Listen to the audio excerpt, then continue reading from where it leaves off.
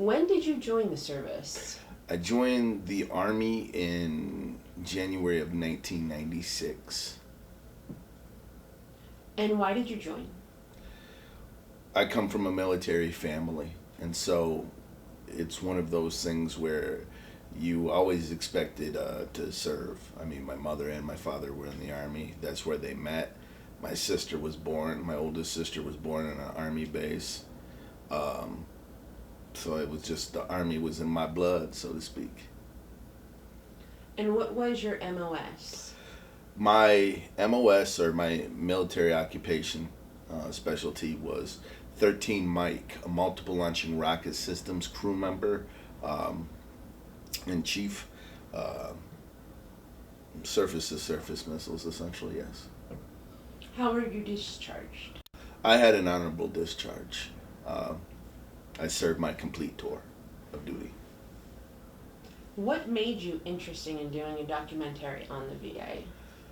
Well, one of the things that made me interested on doing a documentary with the Veterans Administration is that it's an extremely large organization that consumes a significant portion of our defense budget, and our defense budget is $750 million, $1 trillion a year. I'm sorry, $750 billion.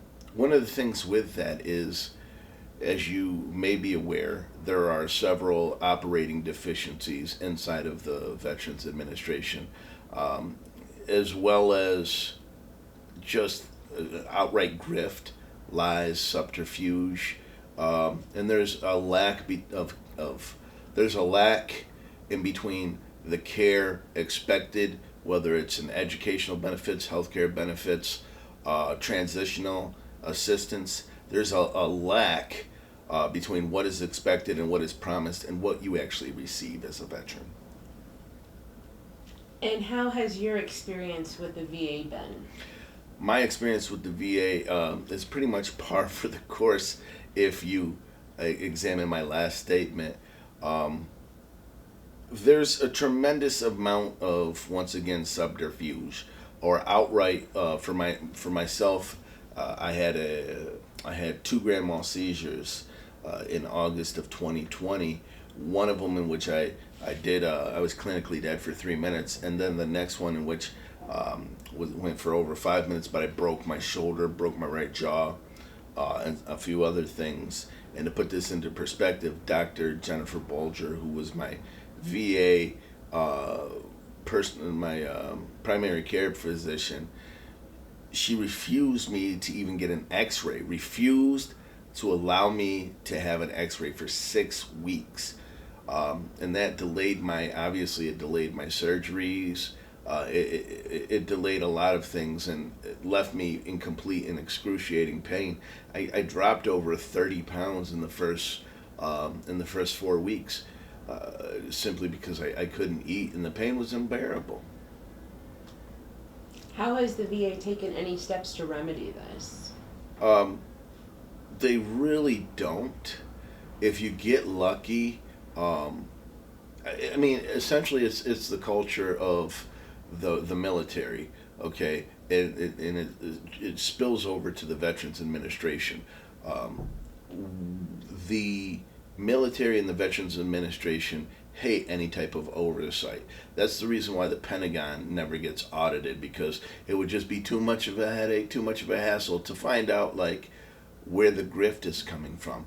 It would be too much of a hassle, too much of a headache to actually investigate what happens to our service members, whether it's Army, Navy, Air Force, Marines, Coast Guard.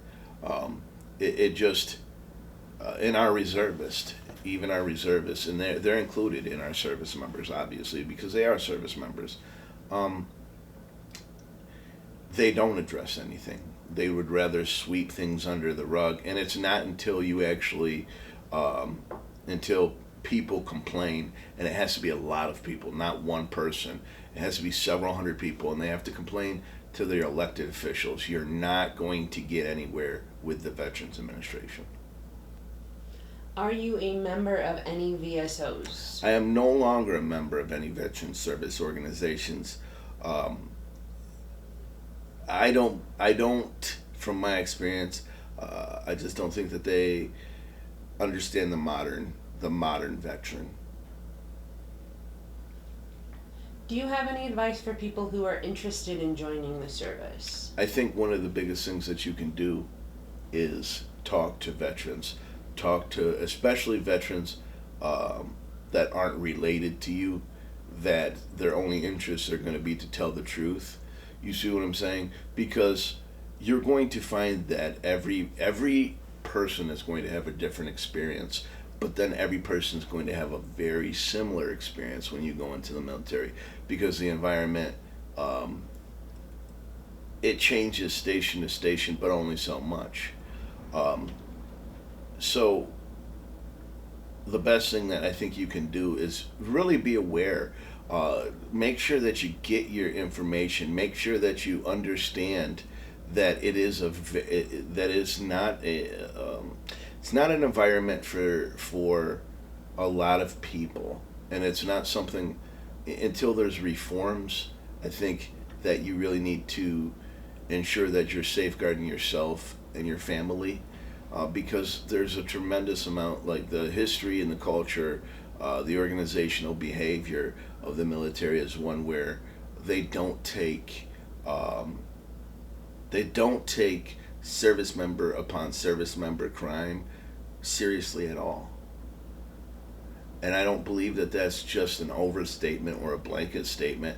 I don't believe I don't believe that it's a stretch to say that uh, that the second you join the military, this man's army or whatever it is, they consider you to be property rather than being a human. And it's demonstrated by the first thing they do is load you into a cattle car. So it's a very dehumanizing process, and they do that so they can break away the individual. But human beings are individuals. That's what makes us unique. It's what allows for stronger bonds. Wonderful. Thank you so Thank you. much.